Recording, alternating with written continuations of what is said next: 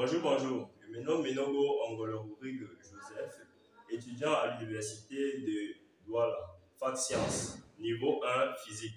Je suis de nationalité camerounaise. Dans le cadre de la vulgarisation de la mathématique dans le plus grand ensemble organisé par Maths pour tous, je me présente au concours Maths Digit 2.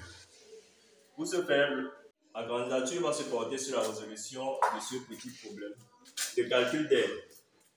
Ici, là, nous avons une équation représentative d'une ellipse. Il est sur une demande de calculer l'aire interne d'une ellipse. La représentation d'une ellipse peut être sous plusieurs formes, mais je vais décider de faire ça sur une forme qui pourra nous arranger. La représentation d'une ellipse où les coefficients A et B sont positifs. Le point A va représenter cet axe-ci, et le point B va représenter cet axe-ci. Le point A étant le demi-grand axe, et le point B étant le demi-petit axe, bien sûr. Pour calculer ceci, nous allons donner les conditions. La symétrie, on se rend compte qu'à un point A ici, là, il sera symétrique par rapport au point O de ce côté-ci.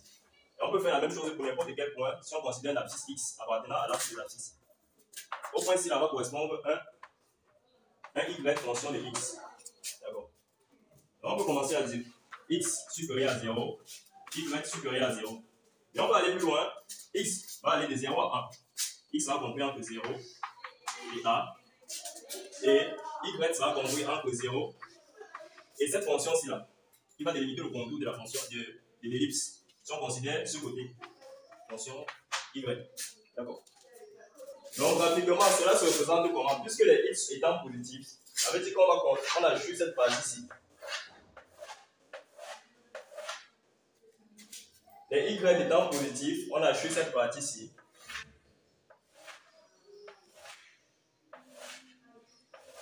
Et maintenant, puisque le contour, c'est cette courbe-ci là, et on veut l'aire de l'ellipse, elle est interne. Ça veut dire que la courbe, on va la représenter comme ceci. Lorsqu'elle cherche à déterminer, c'est l'aire du domaine C. Il va appeler ce domaine D. D'accord. L'aire totale de l'ellipse, je vais l'appeler AT. AT étant égal à 4 fois l'aire du domaine assuré. L'aire du domaine assuré ici. Donc, je peux effacer ça pour un souci de vision. Je me rends compte que l'assure des trois côtés, c'est ça. Où il y a le brillage là. D'accord. Je vais passer donc à l'évaluation de l'aire du domaine en question.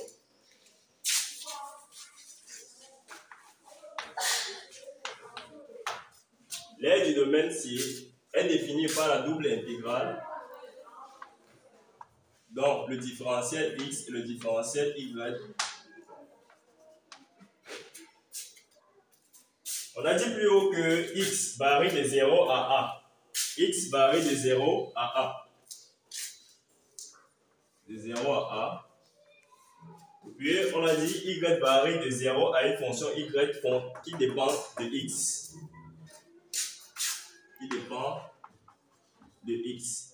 On va trouver même que D de X, D de Y. Mais il faut arranger l'histoire. 0 à A, de l'intégrale de 0 à Y de X, D de Y, D de X.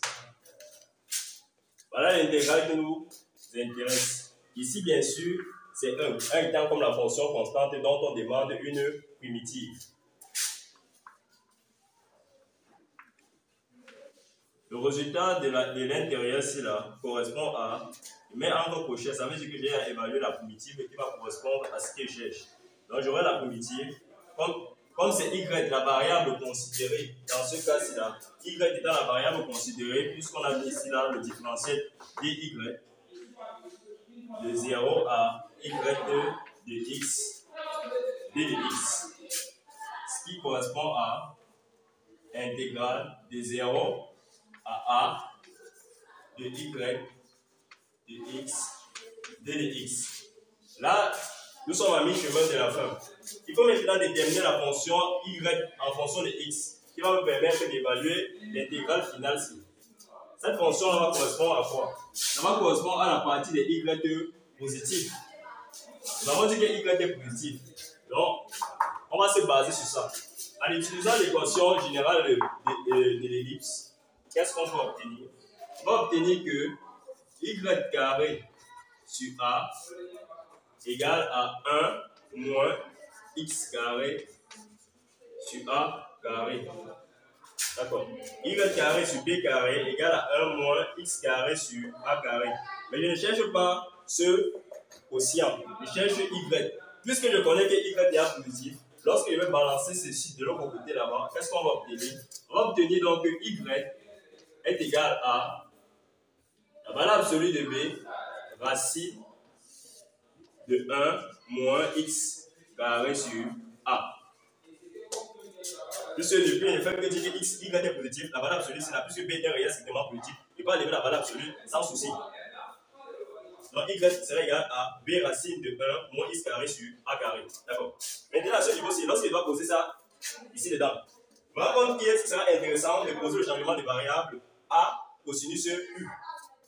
Donc, posons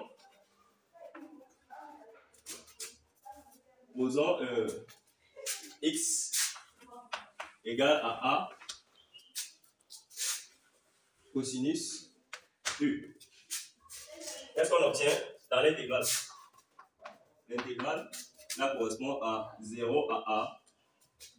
Je remplace d'abord, on passe ici en fonction de x avant de penser au changement des variables. J'obtiens b racine de 1 moins x carré sur a carré d de x. J'ai posé le changement de la variable, ce qui suppose que les bornes doivent aussi changer, puisque la variable considérée n'est plus la même, et le différentiel aussi doit changer. Pour ce faire, je vais commencer par le différentiel. J'obtiens d de x égale à moins a sinus u d de u. Là, j'ai l'équivalence du différentiel si en utilisant le changement de variable adéquat. Mais, que vaut u? U est égal à arc cosinus de x sur a. Voilà la valeur de u. Je passe maintenant au bord de l'intégration. Si a vaut 0, non, pardon, si x, non pour moi, si x vaut 0, u vaut combien? En utilisant le tableau ou bien le cercle trigonométrique, on va retrouver les résultats cherchés.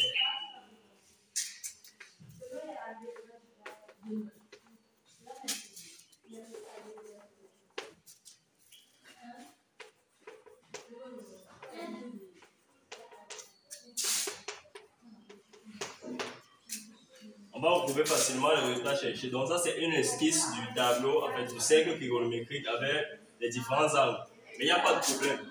Là, d'ici x vaut 0, on obtient ici la arc tangente de 0. Donc on va donc dire, quel est l'angle donc? Le cosinus donne 0. Par ricochet, qu'est-ce qu'on obtient? L'angle dont le cosinus donne 0, c'est évidemment pi sur 2. Donc u vaut pi sur 2. Si x vaut a, je vous rappelle que j'ai précisé ici là que x va de 0 à a. Donc si x vaut a, vous voyez bien qu'ici là le rapport va se simplifier, on va obtenir a cosinus 1. Quel est donc l'angle dont le cosinus vaut 1? Vous allez voir que u vaut 0. Ok. Donc on peut poursuivre. Puisqu'on a, il y a tout ce qu'il faut. dA sera égal à l'intégrale de pi sur 2 à 0, puisqu'il y a posé le changement de variable, de b racine de 1 moins cosinus carré u fois moins, puisque je remplace le différentiel obtenu, moins a sinus U, DU. Le moins ici là, puisque quand je mets ça dans le sens ici, ce n'est pas correct. Il faut donc que j'arrange ça. En inversant les bornes, il y a un moins nécessairement qui doit apparaître. Mais le moins qui vient du différentiel en question va compenser. Donc je peux donc enlever ce moins ici là et faire la rotation et avoir quelque chose de cohérent. On peut aussi remarquer que A et B ne dépendent pas de U, alors A et B peuvent sortir de l'intégrale. Qu'est-ce que j'obtiens? J'obtiens A, B, intégrale de 0 à pi sur 2. Ceci là vaut sinus, ici là vaut sinus. Et les deux en U, ça fait sinus carré. Sinus carré U, D de U. D'accord. À ce niveau, nous sommes à mi-chemin de la fin, comme je dis depuis. Donc, on va donc penser à la linéarisation de ceci. Qu'est-ce que cela vaut? D de A, en linéarisation, on obtient AB intégrale de 0 à pi sur 2 de 1 demi moins cosinus 2U sur 2 D de U. Qu'est-ce qu'on obtient? AB, angle crochet, égale à 1 demi de U. 1 demi de U. Et qu'est-ce qu'on obtient à ce niveau-ci là? Tout sur le sinus, on va tout simplement obtenir moins sinus 2U, du coup sur 4 pour conserver le 2 en question. Ça varie de 0 à pi sur 2. Lorsqu'on évalue ici là, on va obtenir pi sur 4. Et de ce côté, on va obtenir pi sur 4. Ici ça va s'annuler, ici ça va s'annuler. Il y a un tas de trucs qui vont partir. On va donc écrire, ça va donner AB facteur de pi sur 4. Nous sommes d'accord? Lorsqu'on va remplacer ici là, ça va donner pi, sinus pi. Et le sinus de pi, c'est tout simplement 0. D'accord? Le sinus de 0, c'est tout simplement aussi 0. En remplaçant 0 par U, on va obtenir 0. Donc voilà ce qu'on obtient. On obtient AB sur 4. Dans l'air en question, l'air du domaine assuré, l'air du domaine intérieur assuré, cela correspond à AB de tout sur 4. Or, on demande l'air total de l'ellipse. Nous avons précisé que l'air total de l'ellipse par symétrie vaut 4 fois l'air du domaine assuré. Ce qui correspond à l'air total égale à 4 fois, il y a un pi là, 4 fois AB pi sur 4. En simplifiant, on obtient l'air total égale à 4 A.